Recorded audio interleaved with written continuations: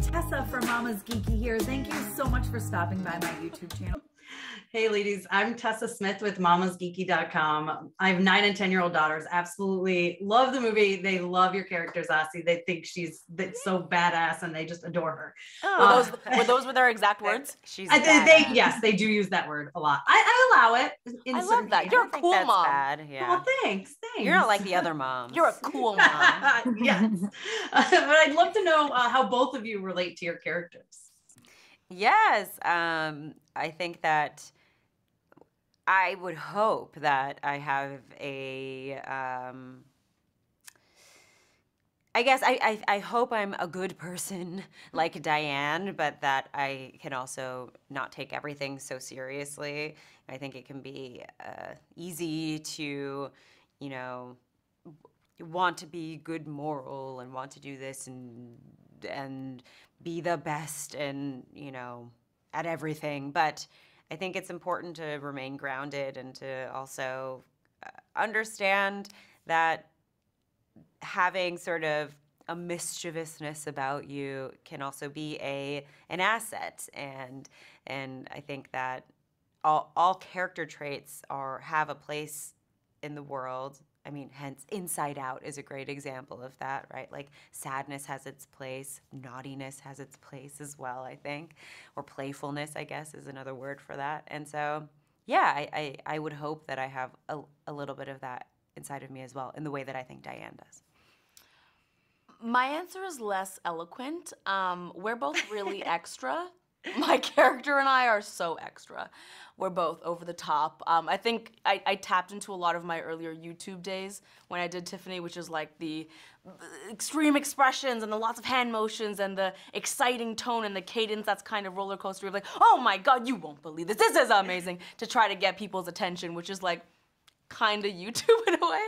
So I think I tapped into a lot of just that performative, exciting, over the top, crazy energy.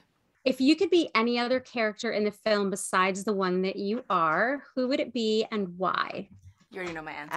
I know your answer. First. I 100% would be Diane. I would literally be Foxington because she's so hot and cool, and I want to be her, and I want to I want to date her and be her. I actually think you're channeling her energy right now. Really? Mm-hmm. That's the best thing anyone's ever said to me. I think for me, honestly, I was gonna say, you know, let me just, Snake. I think I would really like to play Snake because I just feel like he's really going through it and having a hard time. And I don't know, I kind of want to be there for him and with him.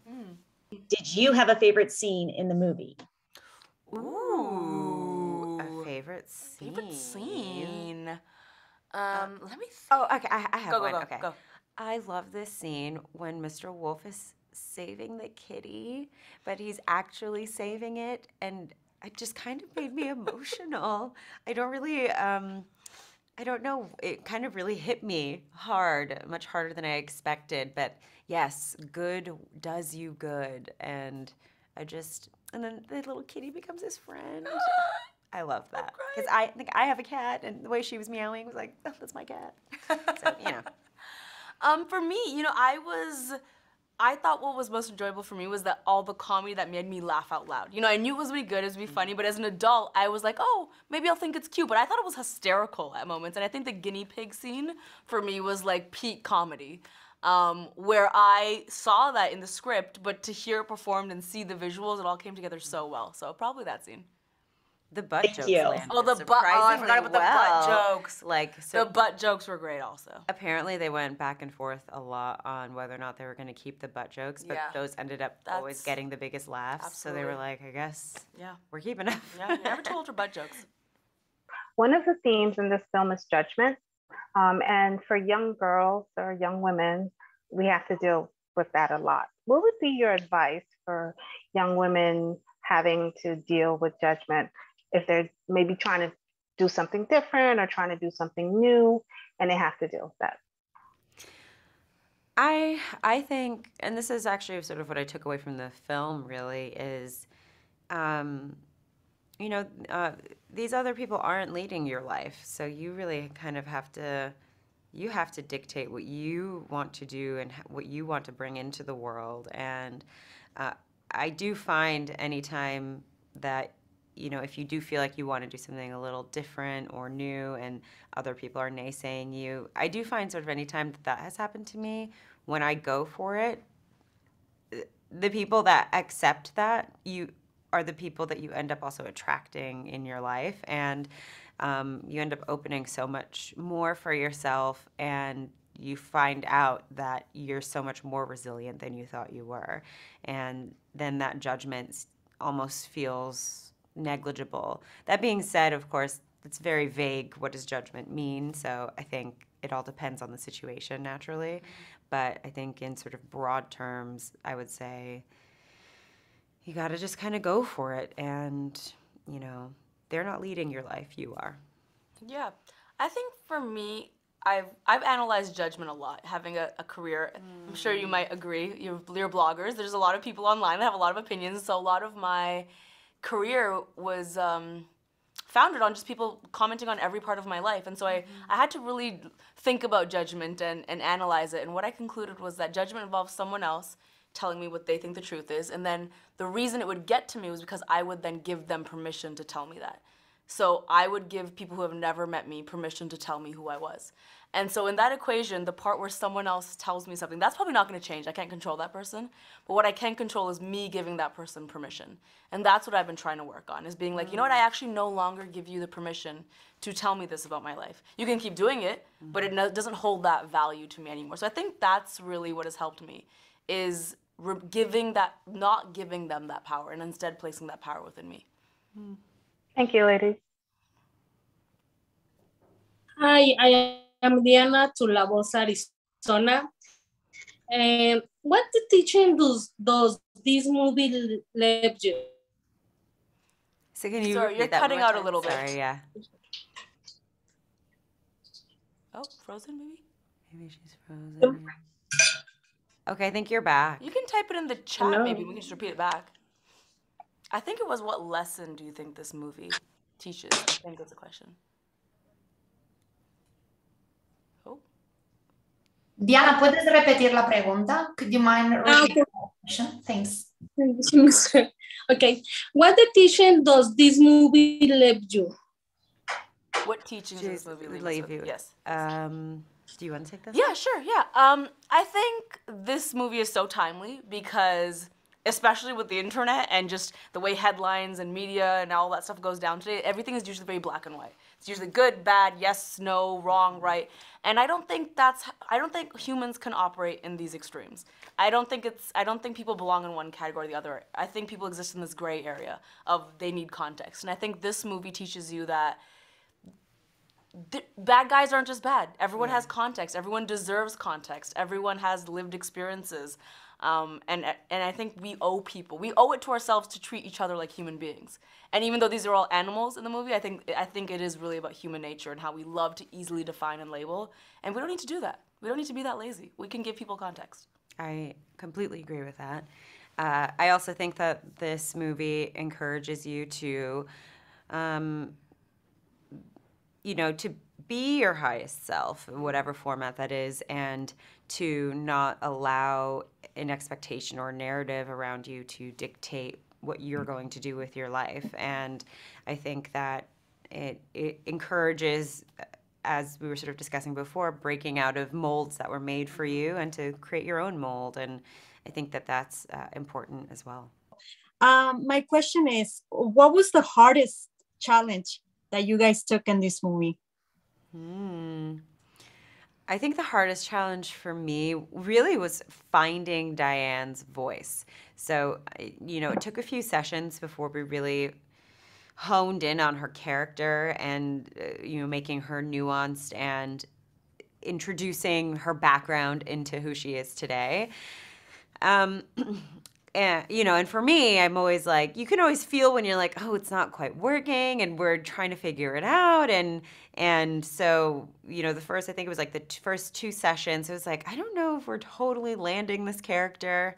And then once we finally did, it was so clear. And then we ended up kind of retaping a bunch of stuff. So for me, that I think was the hardest part for me.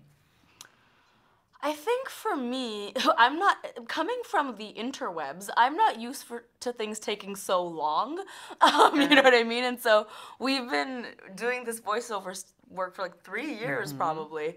So it took such a long time to do, and each time I would do a session, I'd be like, wait, what is this scene about? Like, what is this what is this part of the story? So trying to put myself back there every time, and I think that's when we actually saw the movie. We're like, oh yeah, this is the movie. This is what it was the whole time. So, but that was a little tough. That it's such a lengthy process. I mean, rightfully so. Animation is really, really hard work.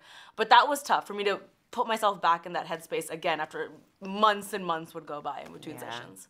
What advice would you give to someone who would want to go into voice acting? Ooh, that's a very specific. I usually get asked about entertainment, but voice acting specifically, I would say for me, what makes voice acting really fun is giving myself the permission to play and be free. And that's why I love voice work so much, because you're not restricted by someone else's performance. You're not restricted by like gravity or physical sets. You really can make this world in your mind, and you can take things as high and low and outrageous as you want to make them. I would say my advice would be, if you want to get into voice acting, try to practice that principle in other things in your life of being free and letting your imagination soar. Whether it's like trying new things, whether it's how you hang out with your friends, the types of conversations you have. Really open yourself up, and that'll really help in voice work, I think. Thank you. Thank you. Did you want to add anything? No, she asked you. Oh, okay, okay. Okay, am I? What? No. If you guys got the opportunity to maybe insert a line that maybe wasn't there before, or a scene that got a little something extra because you guys are so extra and wanted to put a little something in there. I would be hard pressed to find a scene that doesn't have that. I think that is sort of the whole point, I guess, in voice work, and in particularly, I think, in who they chose to cast. I think they really wanted us to flavor the characters. I love how you've been talking about Tiffany and how you shaped her, and I feel like for Diane, as I mentioned earlier, it took some time to find her, and I think through play and through me just riffing and throwing things in there and just changing my tone and changing lines off the cuff is what ultimately allowed us to really chisel her into who she is now. And yeah, so I would say all the scenes, especially for me, the ones with the Mr. Wolf character, where it's like bantery and it's just kind of back and forth, and so the reactions have to feel quite fresh, and so I think we would just throw this stuff in. So yeah, all of it, I would say, is quite. Yeah, and just to add on, I think the team and Pierre, the director, is so open to people playing. How would you do it? Add your own flair to it. So I felt super welcomed and comfortable riffing and adding a little bit of flavor to all the lines, because creativity was the goal at the end of the day, and no one was really precious about the exact words on the page, as long as it felt right, which is always a nice to work with. Did you come up with a stereotype line, or was that right? I didn't come up with the stereotype. My favorite line. I did not come up with that line, but I did gasp when I read it, because I was like, this is genius. But for example, I knew I didn't want her to just be a straightforward reporter, so she starts to be like, what up? She does all this, all that stuff is just me goofing around in my booth, and then be like, yeah, do that. Thank you. So Thank great. you, guys. Yeah. Thank you. Have a good day. Thanks. Thank you so much to all of my monetary supporters, my members here on YouTube, as well as my patrons. If you haven't joined yet, please consider doing so. We have some really awesome perks, including a monthly Zoom meeting where we get to talk face to face. Thank you again to everyone who supports me.